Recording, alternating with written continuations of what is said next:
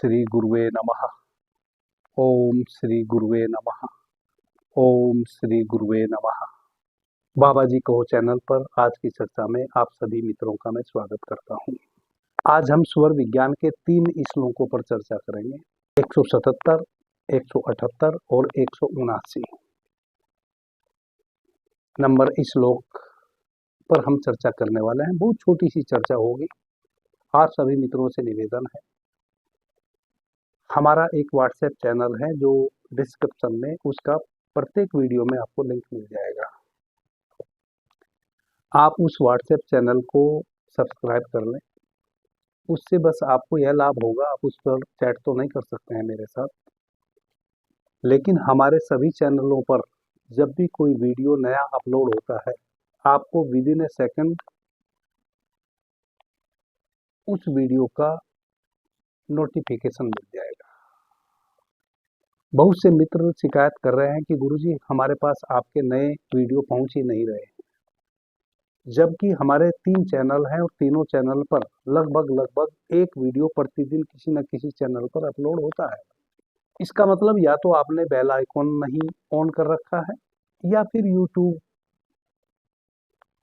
के माध्यम से ही नोटिफिकेशन नहीं पहुंच रहे हैं, तो आप उस व्हाट्सएप चैनल को सब्सक्राइब कर सकते हैं। सभी मित्रों से मेरा निवेदन है कि आप अधिक से अधिक वीडियो को लाइक जरूर किया करें।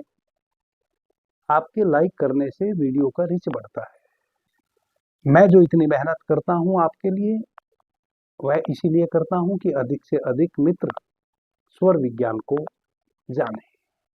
आदरणीय मित्रों, स्वर विज्ञान पर बहुत से लोग चर्चा कर रहे हैं यूट्यूब पर। मेरे से भी पहले से चर्चा बहुत लोग कर रहे हैं, लेकिन जितने भी मुझे कमेंट आते हैं सभी मित्र बताते हैं कि जो चर्चा हमारे द्वारा यूट्यूब पर हो रही है स्वर विज्ञान की, वह बड़े सूक्ष्म स्तर पर हो रही है और कुछ भी छिपाया नहीं जा रहा है और बिल्कुल मुफ्त में हो रही है।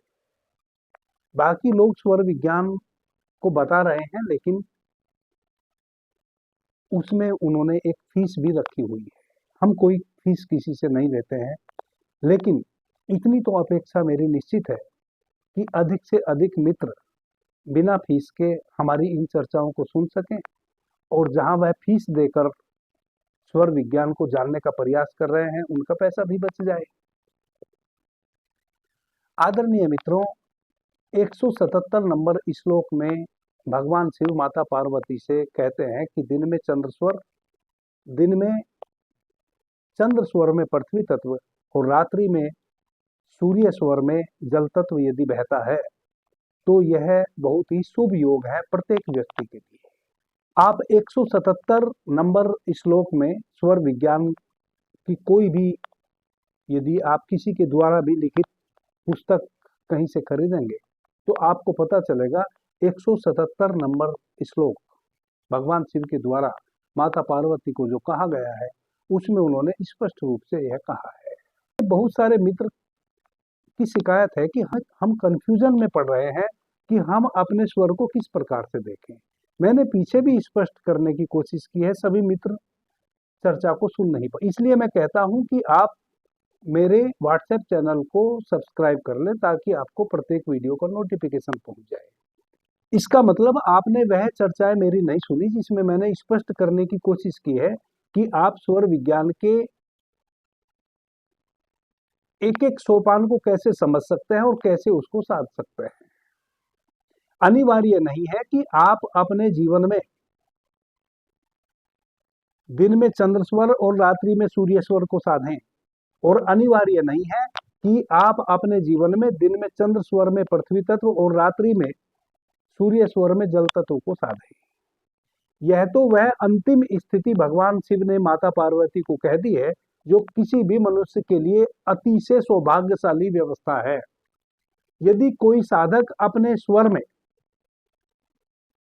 दिन में चंद्र स्वर में पृथ्वी तत्व को साध लेता है और रात्रि में सूर्य स्वर में जल तत्व को साध लेता है, तो वैसे मनुष्य के, वैसे साधक के जीवन में किसी भी प्रकार का कोई दुर्भिक्ष नहीं घट सकता। अब यहाँ कंफ्यूजन यह पैदा होता है मित्रों के द्वारा, क्योंकि स्वर विज्ञान में फिर कहा गया है कि हम छोटी नेति चंद्र स्वर में जाएं, बड़ी नेति सूर्य स्वर में जाएं।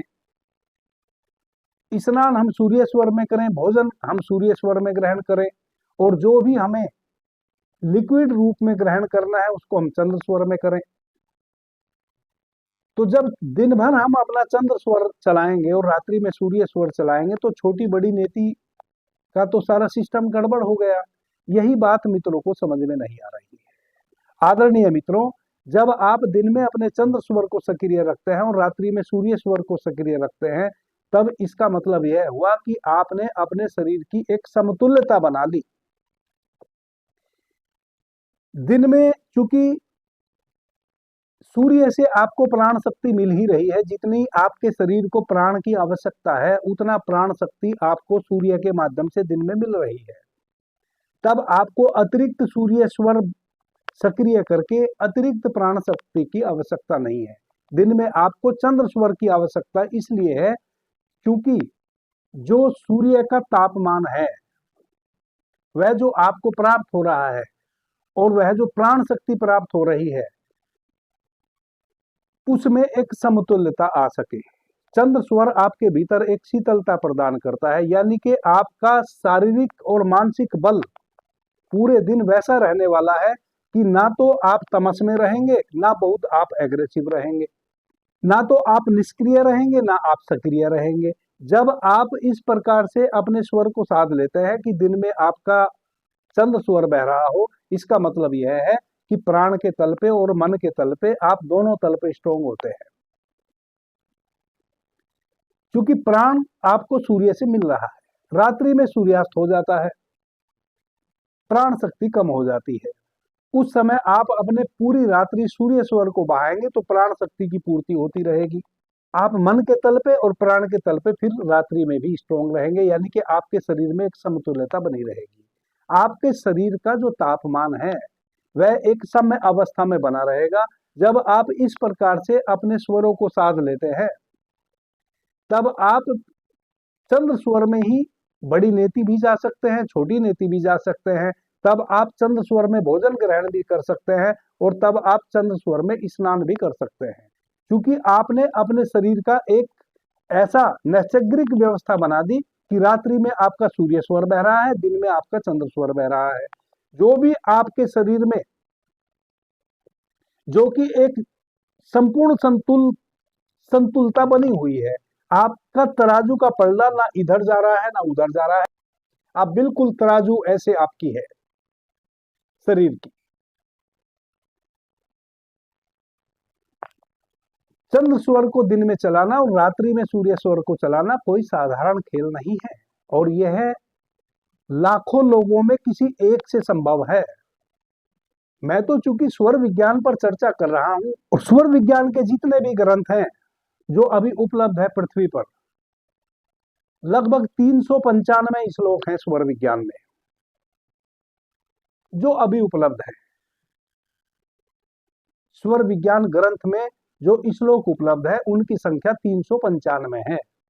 मुझे तो जब मैं स्वर विज्ञान पर चर्चा करने बैठा हूं तो 395 श्लोक तक चर्चा करूंगा। तो जो भगवान शिव ने ग्रंथ में कहा है वह सारी बातें आपके समक्ष लाऊंगा।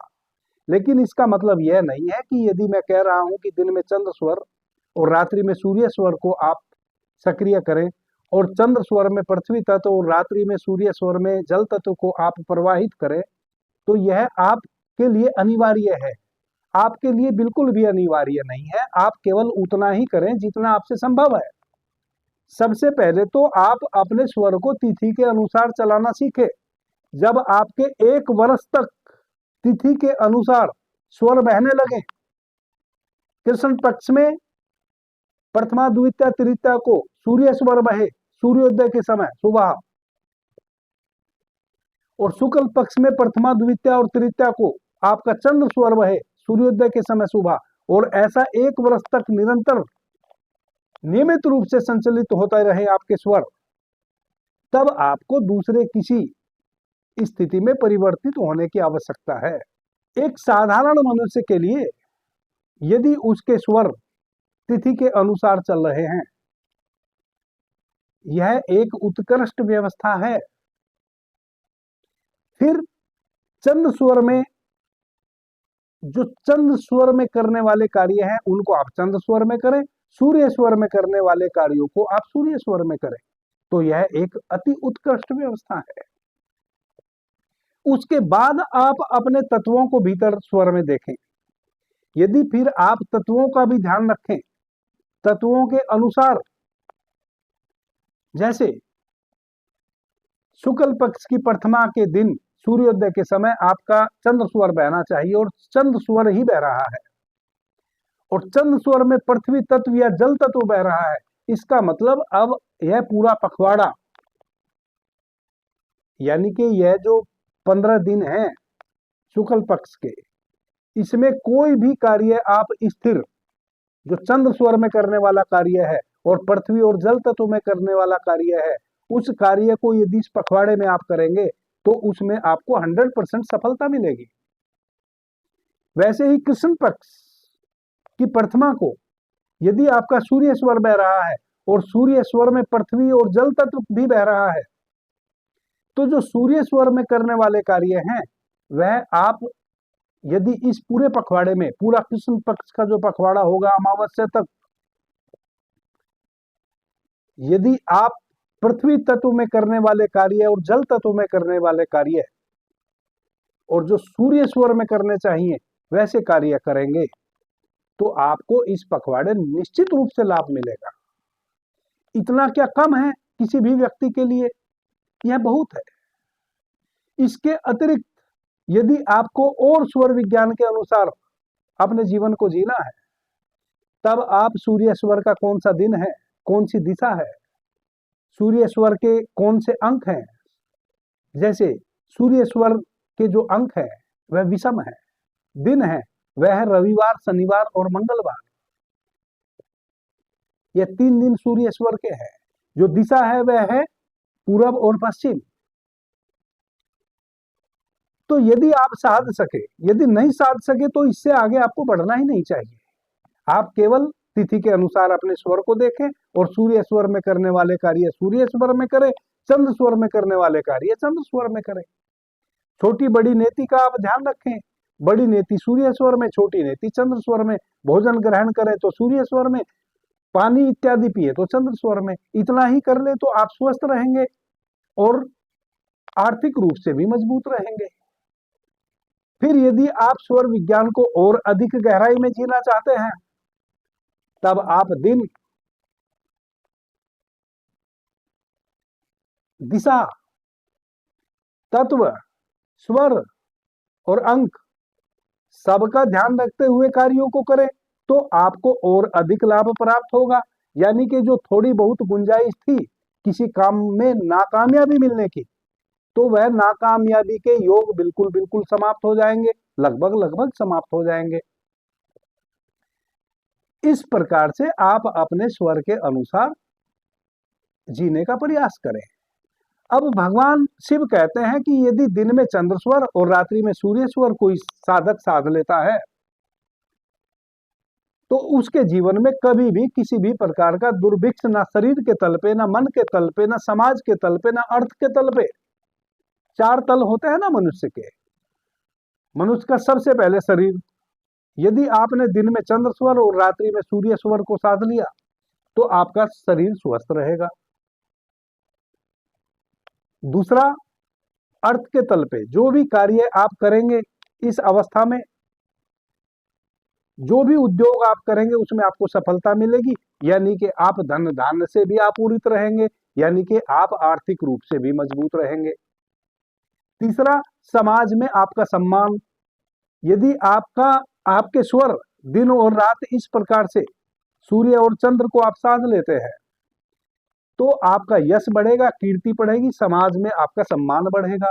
और चौथा, हमेशा मन के तल पे आप स्ट्रोंग रहेंगे, यानी कि आपके मन में वही विचार आएंगे जो शुभ है, अशुभ विचार आपके पास फटकेंगे भी नहीं। आप हमेशा शुभ विचारों से, शुभ्र विचारों से भरे रहेंगे। और यदि स्वर में तत्वों को भी साध लेते हैं आप, दिन में पृथ्वी तत्व, रात में जल तत्व, तब यह संयोग और मजबूत हो जाता है तब यदि 1, 2, 4% कुछ अहित होने की संभावना थी, वह भी समाप्त हो जाती है। अब यह लेकिन आपके लिए अनिवार्य तो नहीं है। आप जो कहते हैं बार बार कि गुरुजी हम तो कंफ्यूज हो गए, आप कंफ्यूज क्यों हो गए? आप पहले क्लास 1 पास कीजिए ना। आप ग्रेजुएशन क्यों करना चाहते हैं डायरेक्ट? लेकिन यदि आप क्लास 1 के विद्यार्थी हैं तो क्या ग्रेजुएशन की बात करना मैं बंद कर दूं? क्योंकि मेरे पास तो ग्रेजुएशन के विद्यार्थी भी है ना, मैं तो उनके लिए भी चर्चा कर रहा हूं ना। फिर मेरे पास तो पीएचडी होल्डर भी आएंगे, किन्हीं को पीएचडी करनी है वह भी मेरे पास आएंगे, मैं तो उनके लिए भी बात कर रहा हूं ना। आप पीएचडी डायरेक्ट क्यों करना चाह रहे हैं जब आप क्लास 1 के विद्यार्थी हैं? आप क्लास 1 के विद्यार्थी हैं, क्लास 1 को पास करें, उसका आनंद उठाए।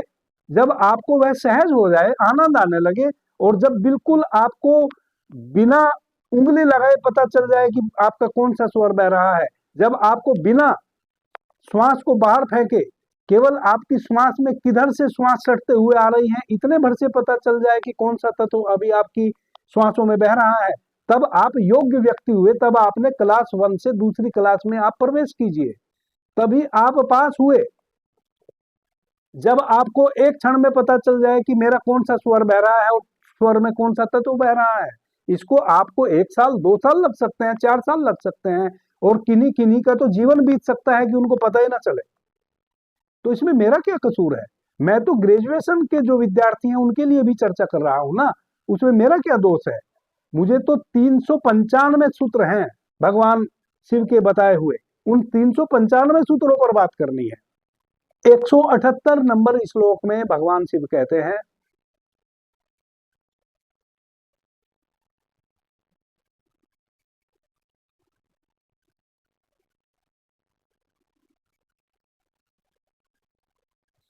जब आपसे कोई जीवन से संबंधित चर्चा करे, युद्ध से संबंधित चर्चा करे, कृषि से संबंधित चर्चा करे,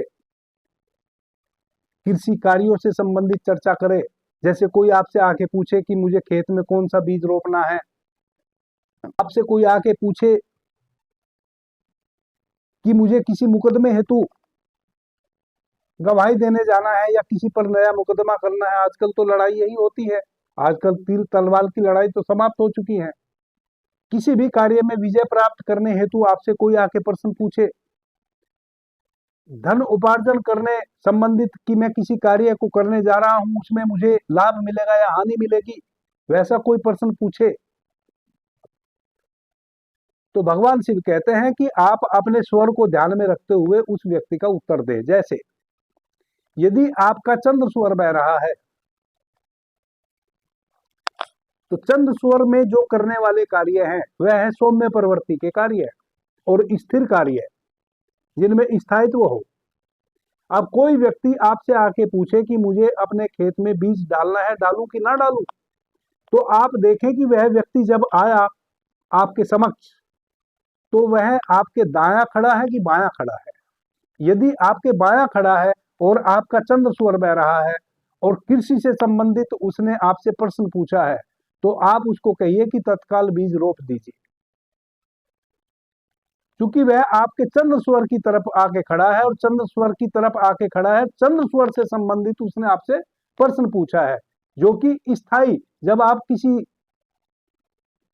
भूमि में बीज को रोपते हैं तो वह स्थायित्व का प्रतीक है। तो उसने बीज रोपने से संबंधित आपसे प्रश्न पूछा है और आपके चंद्र स्वर में पूछा है, आपका उस समय चंद्र स्वर बह रहा है और उसने चंद्र स्वर की तरफ आके खड़ा हुआ है तभी आपसे पूछा है। इसका मतलब उसको बीज रोप देना चाहिए। जो भी बीज वह अभी खेत में रोपेगा वह निश्चित रूप से उस खेती को पूर्णता तक, जिस उद्देश्य के साथ, जो उसका उद्देश्य है उस बीज को रोपने के पीछे, उस उद्देश्य का फल उसको निश्चित रूप से मिलेगा, यानी कि उसकी फसल अच्छी होगी। यदि विजय प्राप्त करने हेतु किसी भी कार्य में उसको विजय प्राप्त करनी है और आपसे आके कोई पूछता है कि मुझे कोई केस करना है, मुकदमा करना है, किसी से लड़ाई करनी है, झगड़ा करना है, और वह आता है सामने से और वह आपसे पूछता है, उस समय यदि आपका सूर्य स्वर बह रहा हो और वह सूर्य स्वर की तरफ ही आके आपसे प्रश्न करे, तो उसको आप कह सकते हैं कि आपको इन कार्यों में सफलता मिलेगी, आप जाके कर सकते हैं। यदि वह चंद्र स्वर की तरफ आके और सूर्य स्वर में करने वाले कार्य से संबंधित आपसे प्रश्न करे, इसका मतलब आपको उसको कह देना है कि अभी आप जो सोच रहे हैं वह कार्य आपका सिद्ध नहीं होगा, ठहर जाए। इसी प्रकार से और कार्य हैं, जैसा कि आप स्वभाव जान गए हैं कि चंद्र स्वर के कौन से कार्य हैं और सूर्य स्वर के कौन से कार्य हैं। तो जिस स्वर की तरफ आके व्यक्ति उस स्वर से संबंधित यदि कोई कार्य से संबंधित प्रश्न आपसे करता है तो उसको यस कहो, वरना तो उसको नो कहो। 179 नंबर श्लोक में भगवान शिव माता पार्वती से कहते हैं कि जब जल तत्व बह रहा हो किसी भी स्वर में, सूर्य स्वर सक्रिय हो या चंद्र स्वर सक्रिय हो, उस समय यदि जल तत्व बह रहा हो तो कहीं भी उस समय आपका शत्रु यदि कोई है इस जगत में, कहीं भी आपका शत्रु उस समय सक्रिय रहेगा। इसका मतलब यह हुआ कि जब आपका जल तत्व बह रहा हो, यदि आपका शत्रु कोई है तो उस समय आप ध्यान में रखें, आपका शत्रु उस समय प्रबल हो सकता है।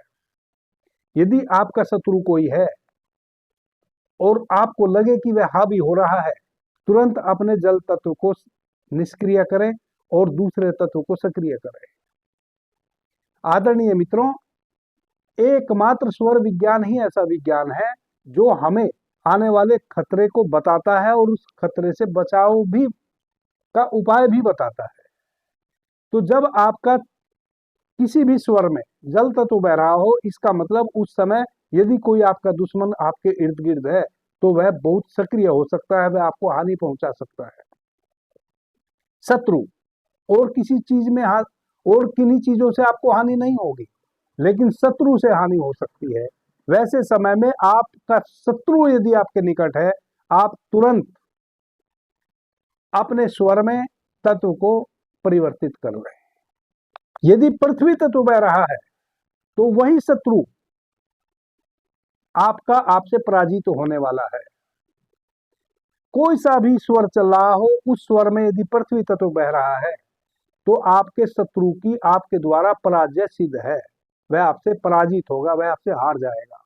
यदि वायु तत्व चल रहा हो और आपका दुश्मन आपके सामने पड़ जाए और आपके किसी भी स्वर में वायु तत्व संचालित हो, तो आपका जो शत्रु है वह आपको देखकर ही घबरा जाएगा और वहां से पलायन कर जाएगा, भाग जाएगा। यदि आकाश तत्व या अग्नि तत्व बह रहा है, कोई सा भी स्वर बह रहा हो, वैसी अवस्था में आपका शत्रु आपको शरीर की हानि पहुंचा सकता है, आपकी मृत्यु भी हो सकती है। आपका शत्रु आप पर बहुत हावी हो सकता है प्रबल शक्ति के साथ, वह आपको शारीरिक हानि पहुंचा सकता है, आपकी मृत्यु तक हो सकती है आपके शत्रु के द्वारा। कब? जब आपका शत्रु आपके सामने हो, आपके इर्द गिर्द हो और आपके किसी भी स्वर में, सूर्य स्वर में या चंद्र स्वर में अग्नि तत्व या आकाश तत्व बह रहा हो। यदि ऐसा है, तुरंत हमें अपने स्वर में तत्व को परिवर्तित कर लेना चाहिए। तत्व को परिवर्तित कैसे करेंगे, यह प्रश्न उठ सकता है। इस विषय पर मैंने तीनों चैनल पर यदा कदा चर्चा की है। कैसे आप पृथ्वी तत्व का ध्यान करके पृथ्वी तत्व को सक्रिय कर सकते हैं, जल तत्व का ध्यान करके जल तत्व को सक्रिय कर सकते हैं। तो आप संबंधित तत्व को परिवर्तित करने के लिए उस तत्व का ध्यान करें जो तत्व उस समय अनिवार्य हो। तो कौन सा तत्व अनिवार्य होगा? वैसे समय पे सबसे प्रबल जो तत्व होगा वह होगा वायु तत्व, जिसमें आपका शत्रु आपको देखते से ही भाग जाएगा, पलायन कर जाएगा, जल्दी सी आपके सामने भी नहीं आएगा, ऐसा भयभीत हो जाएगा। तो उस समय हम वायु तत्व को सक्रिय करें। अभी के लिए इतना ही। आपने मुझे ध्यान से प्रेम से सुना, उससे मैं बहुत अनुग्रहित हूँ। सभी मित्रों को मेरा प्रणाम। धन्यवाद। हर हर महादेव।